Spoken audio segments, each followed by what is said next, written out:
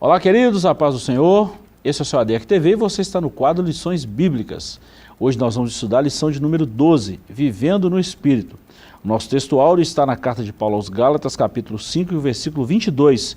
Está escrito assim: Mas o fruto do Espírito é amor, gozo, paz, longanimidade, benignidade, bondade, fé, mansidão e temperança. Verdade prática. O avivamento espiritual traz uma realidade de vida no Espírito. A leitura bíblica em classe está em Gálatas capítulo 5, versículos 19 a 25. E a nossa lição tem 3 objetivos. Primeiro, destacar o que significa andar no Espírito e sua importância para a condução da vida espiritual. Segundo, apontar os aspectos que envolvem o confronto entre a carne e o Espírito. E terceiro, ressaltar os dons e o fruto do Espírito como predicados essenciais para a vida e o caráter cristão. Professor Joás, estamos na nossa penúltima lição do trimestre, e parece que foi ontem mesmo que nós estávamos iniciando na lição de número 1, o avivamento espiritual, e já chegamos à 12ª lição desse trimestre. Nada mais e nada menos que um assunto importantíssimo para nós hoje, vivendo no Espírito, que faz toda a parte desse contexto de avivamento. É importante, né? Falar de viver em espírito, a gente tem falado de avivamento, né, de estar avivado, portanto de ter mais vida, de experimentar mais vida, né, vida em abundância, como foi a promessa de Cristo, e aí viver em espírito é só o fechamento disso, por isso que é a 12ª lição, né, é o fechamento desse cristianismo, né, desse estilo de vida que é a vida avivada por Cristo, pelo Espírito de Deus, né?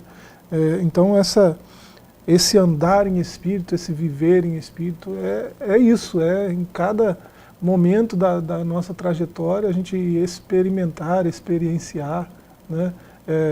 Viver, ter a prática, né? Conduzir-se nessa vida do Espírito, né? Então isso é muito bom, isso deve fazer parte do cotidiano cristão, né? Uma vida no Espírito. E o texto áureo, professor, ele é sensacional, né?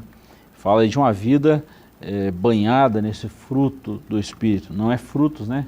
É fruto, o fruto, que começa aí com o principal de todos, todas as características: o amor, gozo, paz, longanimidade, benignidade, bondade, fé, mansidão e temperança. Longanimidade, é isso aí. Professor, essa vida no Espírito é uma constância, não é isso mesmo? É por isso que é viver em Espírito, né? Paulo, nessa carta aqui aos Gálatas, né, no capítulo 5, ele fala de 2 estilos de vida, né? A vida no Espírito e a vida na carne.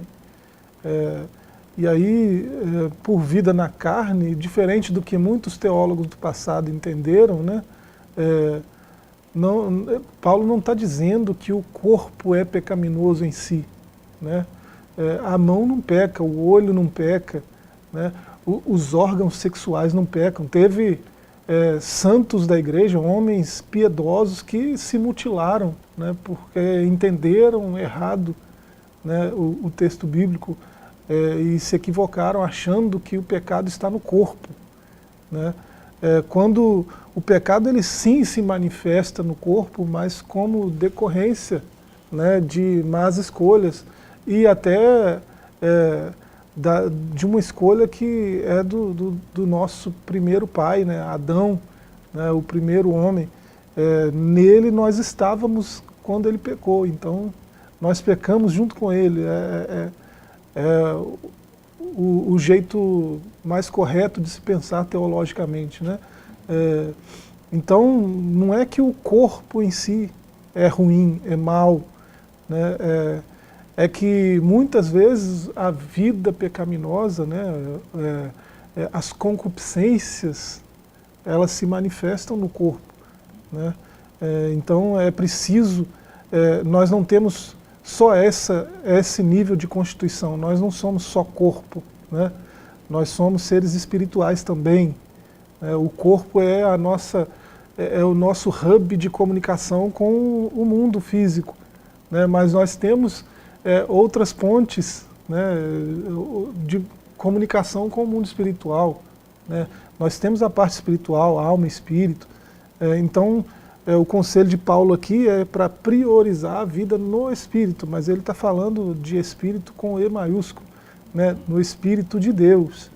E aquilo em nós que é capaz de acessar, né, é capaz de se comunicar com muita eficiência com o Espírito de Deus é a nossa parte espiritual, nosso espírito, nossa alma, né? Então, ele fala de andar no Espírito para não cumprir, né, os desejos da carne, para não se render aos desejos da carne, que é o que está mais imediatamente à nossa disposição, né? Por isso é muito fácil andar na carne, né? Ele fala para a gente ser intencional em buscar essa vida no Espírito, né, com exercícios piedosos, né, e exercícios que a gente já falou aqui, devocionais, que são cotidianos, né, intencionais e cotidianos. Aí a gente é possível viver esse estilo de vida no Espírito, né, provar do Espírito, vivenciar o Espírito, experimentar, ter a experiência do Espírito no dia a dia, no caminhar, na trajetória diária. Já deu para perceber que essa lição é uma lição profunda, que é impossível a gente esgotar ela num tempo pequeno, né? Então, desde já nós queremos fazer um convite aos nossos irmãos, amigos que estão conosco aí, a participar de uma escola presencial com a gente aqui, Rua Princesa Isabel 52. Sinta-se convidado a estar conosco aqui, tá bom? Vamos lá. O salvo em Cristo Jesus, desde quando aceitou a Cristo como seu único e suficiente Salvador, pode passar por diversas situações de sua vida para experimentar o avivamento espiritual. A vida cristã é uma jornada espiritual que começa no dia da conversão e prossegue até a morte, se a pessoa perseverar até o fim. Na caminhada espiritual, o crente precisa conservar-se fiel, vivendo de acordo com a vontade de Deus. Para isso que é necessário andar no Espírito. A palavra-chave da nossa lição é Espírito. E está falando do Espírito com letra maiúscula, o Espírito de Deus, né, o Espírito Santo. Professor, nós já falamos aqui que a vida espiritual é uma constância, né? A vida tem oscilações, mas se nós estamos em Cristo e Ele está em nós, nós temos uma garantia, né, de um auxílio, de uma ajuda, de um Deus ao nosso lado. Isso faz toda a diferença para nós chegarmos até o final, né? Com certeza, né? É por isso que o conselho de Paulo é tão eficaz, né? Foi o conselho que ele deu a todas as igrejas por onde ele passou, né? Andar no Espírito. E aqui em Gálatas 5 não poderia ser mais claro, né? Ele chegou a falar do fruto do Espírito, né?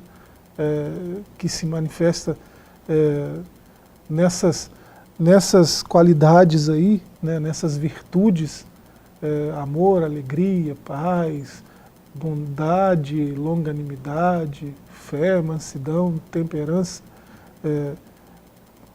Essas virtudes são manifestações do Espírito, né, do Espírito de Deus, né, e ele comunica isso a nós, né, por meio da sua presença na igreja, que foi outra promessa de Cristo, né, que enviaria o Espírito Santo para isso, né, e ele comunica essas virtudes a todos os cristãos, né. É dito que é o fruto, não que são os frutos, justamente para a gente pensar nessa analogia aí de um fruto com vários gomos, né? Um gomo não precisa ser idêntico ao outro, não precisa ter o mesmo tamanho, não precisa ter a mesma substância, né? Ele pode ter dimensões diferentes, e isso se manifesta no nosso dia a dia. Às vezes, em algum momento do dia, eu vou precisar de um gomo bem grande de temperança, né? E aí, o de fé pode ser desse tamanhozinho que resolve, né? A fé pode ser o tamanho de um grão de mostarda que vai resolver o problema, né? Então, não precisa ser do mesmo jeito, da mesma forma, é o fruto do Espírito, e ele se manifesta em todas essas virtudes aí, que estão disponíveis no momento que a gente precisa delas, né? A gente não tem desculpa para ser grosseiro, para ser lascivo, né? Para ser impuro, porque esse fruto, esses gomos, essas manifestações do fruto do Espírito estão disponíveis para a gente, e na hora que eu precisar de temperança, ela estará lá. Porque eu ando no Espírito, o Espírito habita em mim, né? Então, na hora que eu precisar de domínio próprio, estará lá. É assim que funciona. Professor, por falar nesse andar no Espírito, nosso primeiro capítulo é a vida no Espírito. Andando em Espírito, depois por que andar em Espírito, e terceiro, como andar em Espírito. Eu achei esse ponto aqui sensacional, esse primeiro capítulo, que vai dar uma dimensão para a gente disso aí. Na Bíblia, o verbo andar tem o sentido figurado de viver, experienciar, praticar, conduzir na vida espiritual. Por isso, Paulo escreve: digo, porém, andar em espírito e não cumprireis as concupiscências da carne. O andar em espírito é com E maiúsculo e tem um significado espiritual muito elevado e profundo.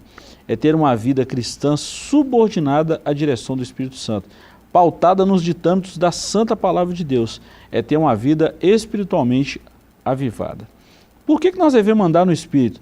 O crente em Jesus deve andar de acordo com o Espírito Santo para não cumprir os desejos da carne.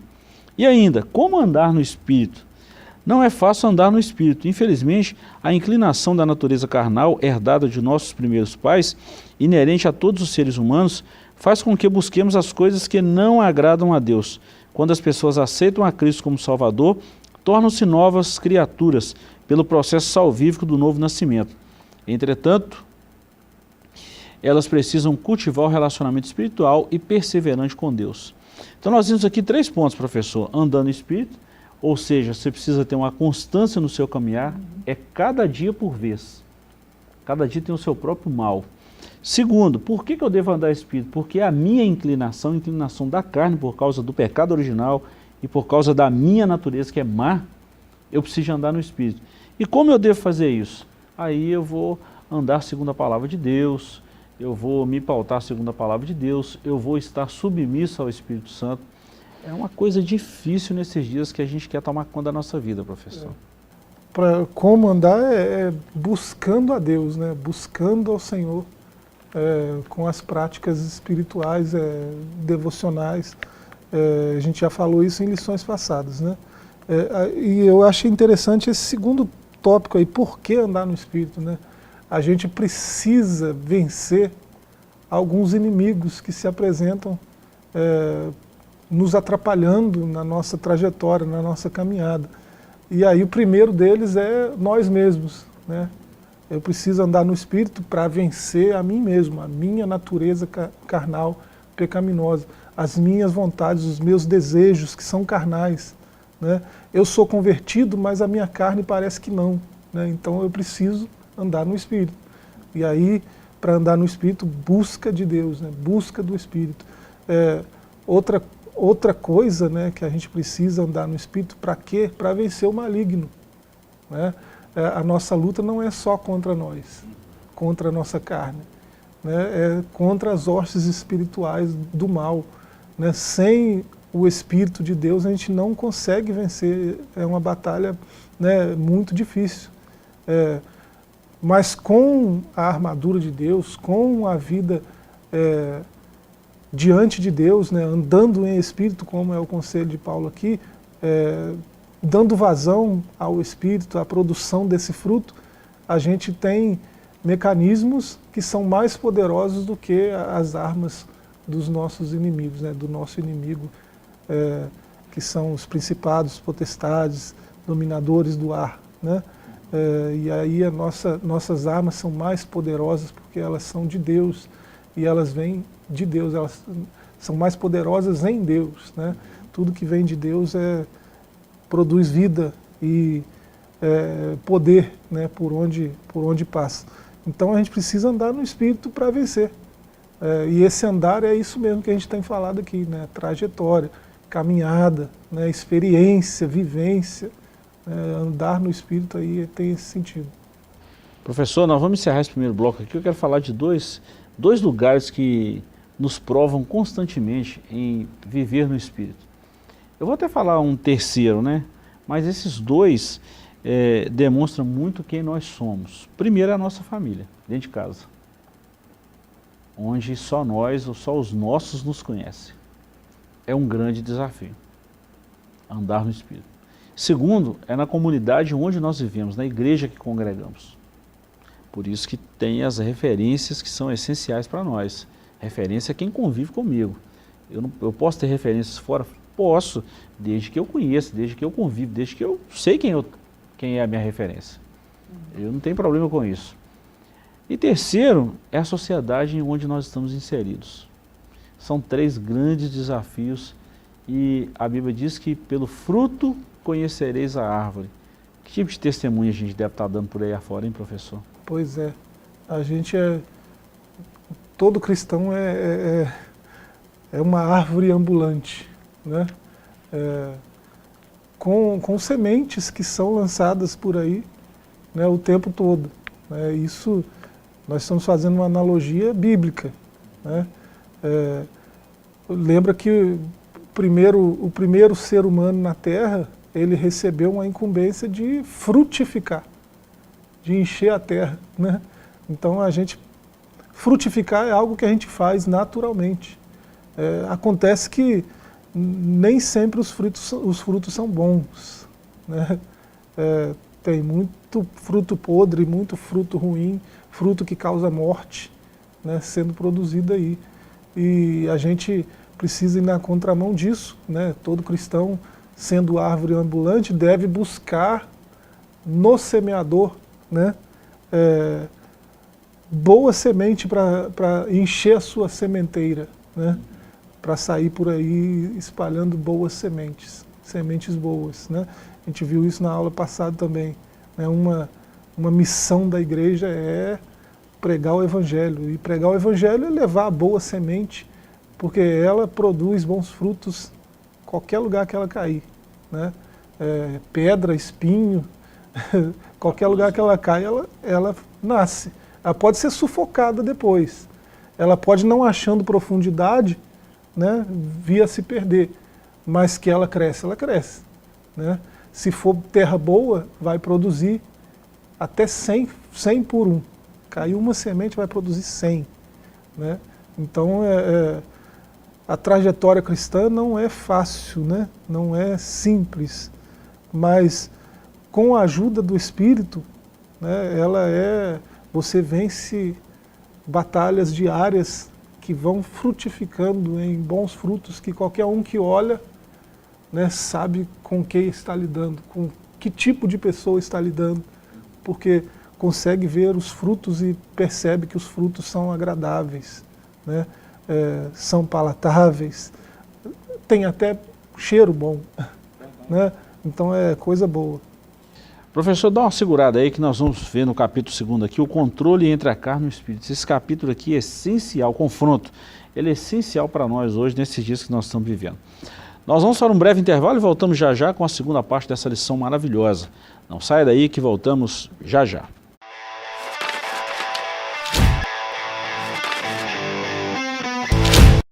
Estamos de volta com o seu ADEC TV e hoje no quadro Lições Bíblicas estamos estudando a penúltima lição do nosso trimestre, a lição de número 12, Vivendo no Espírito. Bom, professor, no bloco anterior nós trabalhamos aqui esses 3 subtópicos aqui, a vida no Espírito. Nós falamos em andando no Espírito, por que andar no Espírito e como eu devo andar no Espírito. Né? Então aqui tem um mapa de como nós devemos ter a vida no Espírito e como devemos andar e viver no Espírito. Agora, nós vamos trabalhar nesse capítulo 2 aqui, o confronto entre a carne e o Espírito, em 2 subtópicos. Primeiro, a carne versus Espírito. Em termos espirituais, é a maior luta da vida do crente salvo. A natureza carnal herdada de Adão é alimentada pela concupiscência da carne. Ela se inclina para as estruturas pecaminosas criadas pelo diabo, com o objetivo de afastar os seres humanos para longe de Deus. Por isso, o apóstolo João escreveu, não ameis o mundo, nem o que no mundo há. Se alguém ama o mundo, o amor do Pai não está nele. Porque tudo que há no mundo, a concupiscência da carne, a concupiscência dos olhos e a soberba da vida não é do Pai, mas do mundo. Infelizmente, muitas pessoas não querem saber de Deus. Elas são seduzidas e afastadas para longe de Deus por meio de vários instrumentos. Aí vem aqui falsas religiões, humanismo, materialismo e tantas outras coisas aí. Professor, vamos falar um pouquinho dessa natureza carnal. O homem foi criado em carne, quando Deus criou. Só que quando a gente fala dessa natureza carnal, é uma natureza decaída. A gente está falando, a gente não está dizendo que a carne é má, porque foi Deus que criou a carne, né? E Paulo também não está dizendo isso, ao contrário do que alguns cristãos pensavam, né, no passado. E acredito que até hoje tem gente que pensa, né, por algumas doutrinas né, que a gente vê por aí, né, tem gente ainda achando que o problema está no corpo, na carne. Mas a carne foi criada por Deus, né? Deus criou o corpo humano, né? E quando Deus soprou vida nele, ele se tornou a alma vivente, né? O corpo ainda era criação de Deus, ainda era algo excelente, né? O que aconteceu? Que agora ele tem essas concupiscências, ele tem essas paixões de que Paulo fala, né? O pecado, né? O homem pecou e o pecado estragou tudo, né? E não foi só no nível material, né? O nível material foi o estrago visível, né? As plantas passaram a produzir espinhos, né? O solo produziu ervas daninhas, os animais se tornaram ferozes e coisas, né? Isso é visto de imediato, né? Depois do pecado. Mas o corpo não deixou de ser algo bom, né? Ele começou a se inclinar para essa maldade, né? Para as coisas do mal, né? E começou a ter concupiscência aqui, né? É bom lembrar, né? Às vezes alguém ouve essa palavra e não sabe, não faz ideia do que significa. Não é concupiscência, como alguns acabam dizendo aí, concupiscência, né? Literalmente quer dizer desejo desenfreado, um desejo forte, um forte desejo, né? Aí, se tratando de concupiscência da carne, está falando de desejos fortes que a carne tem, né? A carne, o seu corpo passa 3 dias sem comer, né, sem se alimentar de nada, ele vai ter forte desejo por se alimentar. Isso é uma concupiscência? Né? Pode ser, né? Mas às vezes há quem se alimenta direito e ainda assim tem forte desejo por alguns alimentos, né? E aí a Escritura vai chamar isso de pecado, é concupiscência da carne. Você não precisa daquilo, mas por que você deseja? Né? É resultado da pecaminosidade que se alastrou por tudo no mundo, né? Então, essas concupiscências da carne vão nos atrapalhar no nosso processo de caminhar com Deus, né? É por isso que a prática devocional deve ser intencional, é por isso que a busca, né, de andar no Espírito deve ser diária, né, deve ser uma vivência cotidiana, né, uma vivência comum, né, e intencional e diária, porque senão a gente vai se dobrar, se render a esses desejos que são fortes e que estão a nosso alcance imediato, né? Parece que as riquezas espirituais, os dons,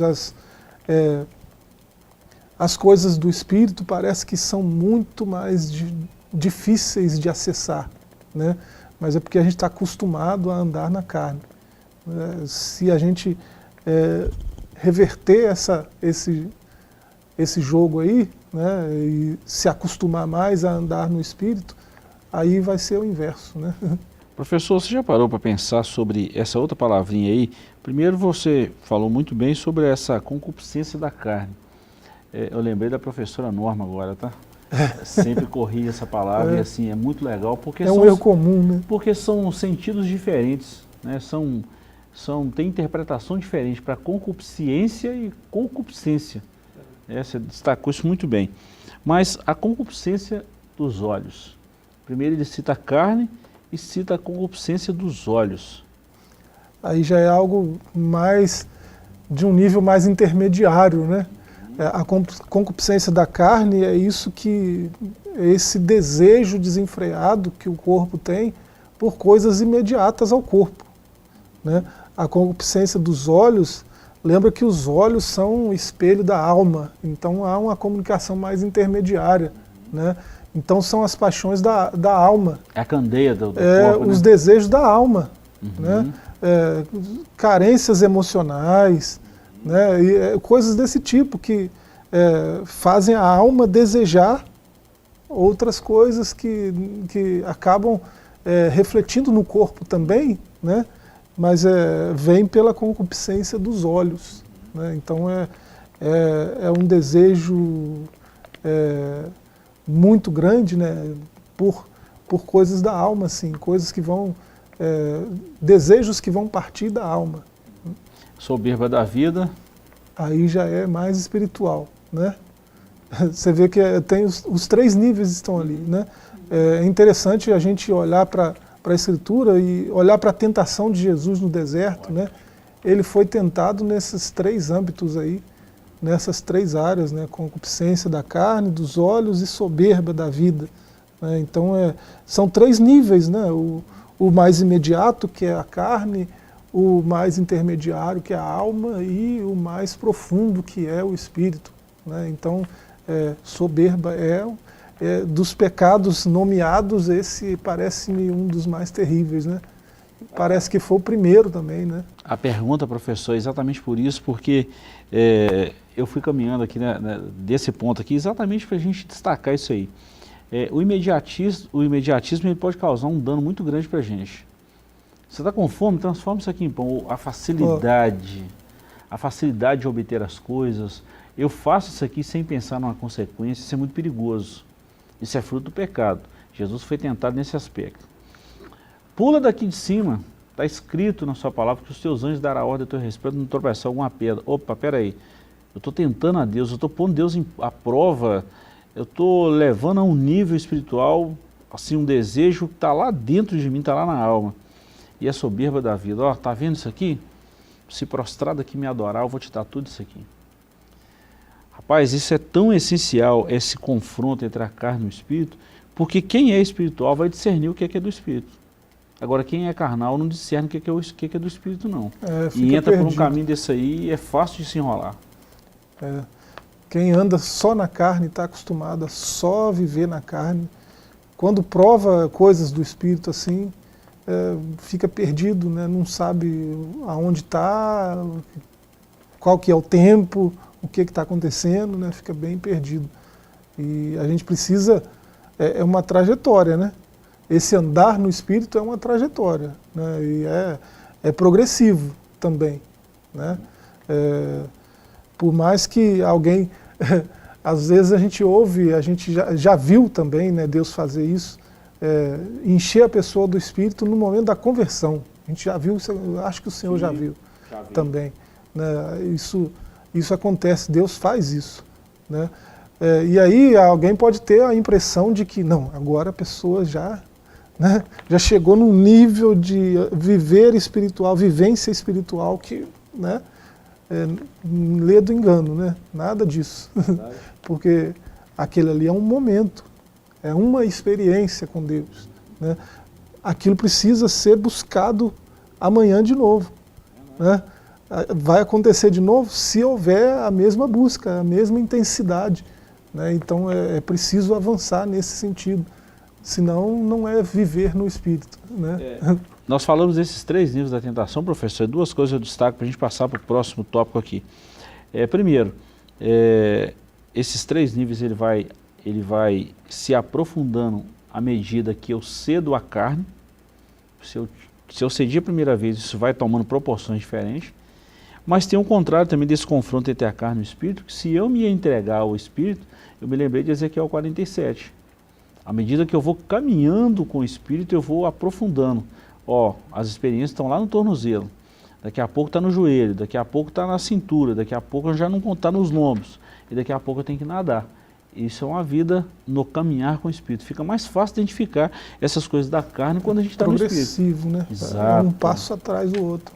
Porque hoje a gente está vivendo um imediatismo tão grande que tem pessoas hoje que não têm mais aquela paciência de sofrer isso aqui. Jesus foi tentado os 40 dias, professor. Eu queria falar isso, esqueci, agora eu lembrei. Tem gente que pensa que Jesus foi tentado só no finalzinho ali dos 40 dias, mas foi tentado os 40 dias. O período que ele estava no deserto, ele foi tentado. Então a gente não pode precipitar em meio a uma tentação. Isso é muito perigoso, essa busca desenfreada pelas coisas. E o Espírito controla isso em nós. O Espírito de Deus, ele age diferente do Espírito dos nossos dias, né? Do Espírito do mundo, que predomina no mundo nesses dias, né? Que é tudo para já, né? Tudo tem que acontecer de imediato. O que aconteceu ontem já não é mais notícia, já não faz mais parte do interesse de ninguém, porque foi ontem, né? Pode ter sido algo extraordinário, né? Foi ontem. Ontem já não serve mais. O algoritmo não está nem aí para ontem.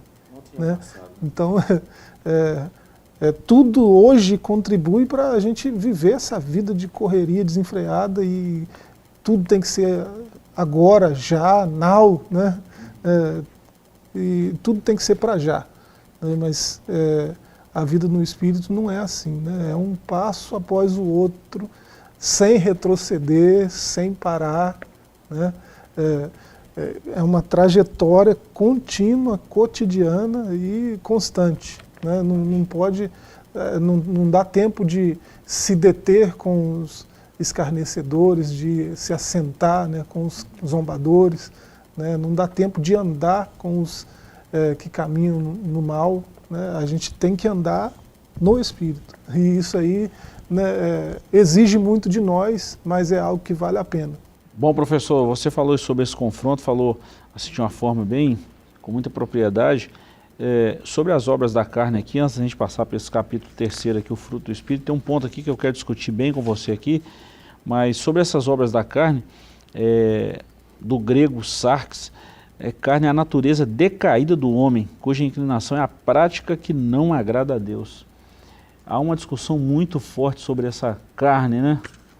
No mundo teológico, na teologia, nessas linhas teológicas aí, há muita coisa disso aí, né? Pois é, tem muitas controvérsias, né? Até muitas heresias já combatidas lá no começo da história da igreja, relacionadas ao que seria essa carne aí. Mas a gente tem que partir do óbvio às vezes, né? Às vezes o óbvio esclarece mais do que pontos assim, obscuros, controversos. O óbvio é que a carne foi criada por Deus, então não pode ser algo ruim. Né? Isso aí é o óbvio a ser dito. Né? Então, o que estragou a carne foi o pecado. Né? Não foi algo que Deus criou ruim. Que era ruim, né? Então, tanto é que essa mesma carne, ela serve de habitação do Espírito Santo de Deus, olha só. Né? O Deus Criador, Todo-Poderoso, né? Ele vem e habita na nossa carne, no corpo humano. Né? O corpo é templo do Espírito Santo. Então, como é que isso pode ser ruim? Deus habitaria em coisa ruim? Né? Entre os gregos tem uma discussão muito forte sobre isso, né? Pois é, ele não habita em templos feitos por mãos humanas, isso está escrito. Né? Mas está escrito que ele mora dentro de nós. Né? O reino já está dentro de nós, já está entre nós, o reino do Espírito. Né? O Espírito faz morada em nós. Então, dizer que o corpo é ruim, né? É mal, é algo muito controverso, biblicamente falando. Né? É uma teologia ruim. Né? Verdade. Tem que ter cuidado com isso. Tem uma frase aqui no auxílio teológico da nossa lição que é muito boa, professor. A gente precisa aproveitar esses subsídios que a gente tem aí. No sentido ético, ela faz referência à natureza carnal, ou à disposição do homem que é propensa a pecar, que é antagônica a Deus. Eu achei isso muito importante, interessantíssimo, porque não está falando da carne propriamente dita, mas a natureza que o pecado causou, essa que foi corrompida pelo pecado, a nossa natureza que foi corrompida pelo pecado. E o apóstolo deixa isso bem claro aqui aos Gálatas, né, no verso 24, nós lemos capítulo 5, do 19 ao 25, na leitura bíblica, o verso 24, né, e os que são de Cristo crucificaram a carne com as suas paixões e concupiscências. O problema não é a carne, né? O problema é que a carne, depois do pecado, ela vem com esses probleminhas aí, paixões e concupiscências, né? O problema não está na carne, né? Tanto é que quando alguém passa a andar com Cristo, alguém passa a estar em Cristo, e o Espírito de Cristo passa a habitar nesse alguém, aí esse alguém não cumpre, crucifica a carne, as suas paixões, as suas concupiscências, né? Então ela não cumpre os desejos da carne. Esses 15 vícios que Paulo cita aqui, né, em Gálatas 5, da carne, é só uma partícula do potencial pecaminoso que o homem tem depois de caído, né? Porque ele fala coisas semelhantes a essa, então tem muito mais coisa, né? Então, essa carne aqui, ele está falando desse conjunto de paixões e de concupiscências que moram na carne. Ele não está falando da carne em si, não é da coisa em si que ele está falando. Né? São de aspectos que estão ali presentes, né, que podem atrapalhar a pessoa, né, até na sua trajetória cristã. Podemos até falar das influências, né, professor, do pecado sobre a carne, né? Pois é exatamente isso. Professor, nosso tempo está quase findando ali, mas nesse capítulo 3 é o avivamento pelo fruto do Espírito, o fruto do Espírito propriamente dito, esses aspectos do fruto do Espírito, e contra o fruto do Espírito não há lei. Bom, eu já vi você falar isso, concordo também em tudo que nós já falamos, nós seguimos essa mesma linha, porque é a Bíblia, nós não estamos ensinando aqui uma teologia, nós estamos falando da Bíblia, né, que o fruto do Espírito, ele é tão importante quanto os dons. Eu já li isso no livro, você já citou isso, que alguns pensadores, alguns teólogos, eles até acham mais importante o fruto do que o dom, porque é coisa que vai permanecer, principalmente a base, que é o amor. E essas características aqui, professor, essas que são 9, né, já citamos aqui, que é o nosso texto áureo, ela vai nos direcionando, assim, vai usando esses ingredientes, esse fruto do Espírito, para aquilo que é necessário na nossa vida. E a gente precisa entender isso e submeter a isso também, né? Com certeza. Essas virtudes aí, né, que compõem o fruto do Espírito, e aí você vê uma unidade muito coesa, né, de virtudes, o que mostra para a gente que se alguém é cristão, né, ele precisa,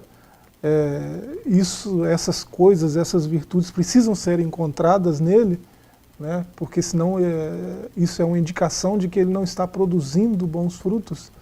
Né? Se você vê um cristão irritadiço, um cristão que vive dando vazão às paixões da carne, é alguém que não está andando no Espírito, né? Então, se a gente vive no Espírito, é preciso andar no Espírito. É o que Paulo está dizendo aqui no capítulo 5 de Gálatas. Então, esses aspectos aí do fruto, né, precisam ser uma realidade na vida de quem anda com Cristo. Né? Meu modo de pensar, né, nesse aspecto da antropologia, né, cristã, uma visão teológica sobre isso, né, do meu ponto de vista, é que sim, o fruto é mais importante do que os dons, qualquer um dos dons que você escolher. Né? Paulo fala que o melhor de todos os dons é o de profetizar. Né? Mas Paulo fala que sobre todos esses predomina o amor. Né? Então o amor é o caminho da excelência. Ele chega a dizer, quando ele fala dos dons espirituais, ele chega a falar, ó, eu tenho, porém, isso aqui é muito bom, busca isso tudo aqui. E, dentre esses aqui, busca os melhores. Mas eu tenho um caminho mais excelente ainda para mostrar para vocês. Aí ele fala do amor, né? Que é o fruto do Espírito. Ninguém ama sem a presença de Deus em si, em algum nível, seja qual nível for. Né? Então, é o fruto do Espírito se manifestando, né, na vida de quem anda com Cristo. Nós estamos falando de amor mesmo verdadeiro, né, no sentido mais amplo da palavra. Aqui, nesse verso de Paulo, né, no verso 22, né, capítulo 5 de Gálatas,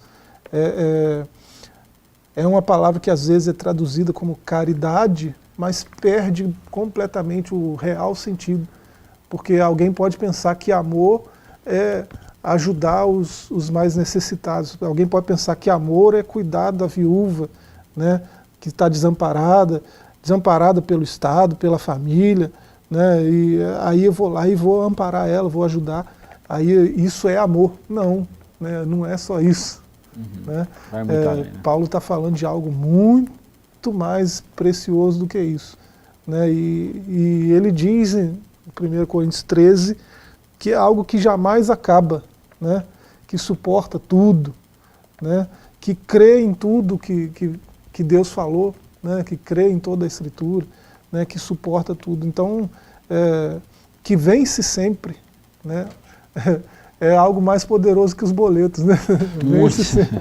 Então, esse é o fruto do Espírito, é a maior manifestação do fruto. Professor, e o último tópico aí, né? O nosso tempo já encerrou ali, mas só para a gente concluir, contra isso não há lei. Há lei para a obra da carne, mas para o fruto do Espírito não há lei. É uma vida de liberdade no Espírito, que é uma coisa melhor do que essa. Coisa boa, né? Muito bom. Professor, obrigado por hoje, tá?